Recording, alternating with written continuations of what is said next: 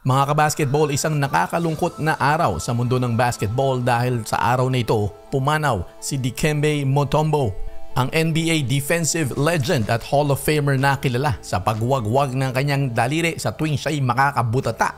Pag-uusapan natin sa video na ito kung saan ba nagsimula ang pamosong finger wag ni Mutombo. Pero bago yan, alam nyo ba, itong si Dikembe Mutombo ay challenge at tinrash talk si Michael Jordan na hindi raw siya kaya nitong madakdakan. Dahil nga sa pagpanaw ni Mutombo ay lumabas ngayon at viral ang lumang video ng usapan ni Michael Jordan at ni Dikembe Mutombo. Sa All-Star Game tinrash talk nitong si Dikembe Mutombo si Michael Jordan at sinasabi pa nga raw na buti pa si Scottie Pippen ay nadakdakan na siya. Pero siya daw ay hindi pa raw niya nagagawa ito sa kanya. At dagdag pa ni Mutombo sa harapan nitong si Patrick Ewing na hindi raw mangyayari na madakdakan siya ni MJ.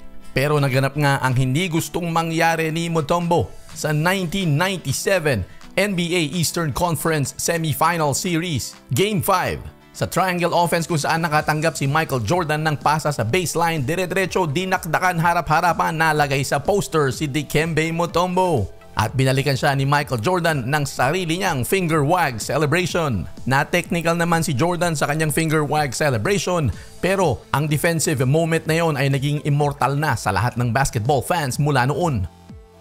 Kailan nga ba nagsimula ang finger wag celebration ni Dikembe Mutombo na hanggang ngayon ay maraming gumagawa?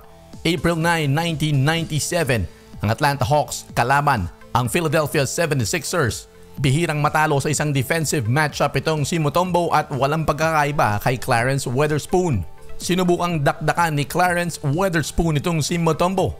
Unang salaksak ni Weatherspoon, nasupalpal siya, nakuha niya uli ang bola. Pero makikita nyo, pagkasupalpal pa lang nitong si Mutombo ay nagwawagayway na ng daliri. Nakuha niya uli ang bola, pump fake, parehong resulta. Finger wag na naman itong si Mutombo. Nakuha na naman niya uli ang loose ball. At sa pangatlong pagkakataon, hindi na siya nag-fake pero supalpal na naman. Maraming sumubok kay Mutombo pero nabigo at nakatikim ng kanyang finger wag celebration. At mula nga noon ay marami nang gumagaya ng celebration niyan ni Mutombo. Over 2 blocks per game ang average itong si Mutombo at sa kanyang karera ay humakot siya ng 3,289 blocks. Napumangalawa lamang sa all-time leader na si Hakeem Olajuwon.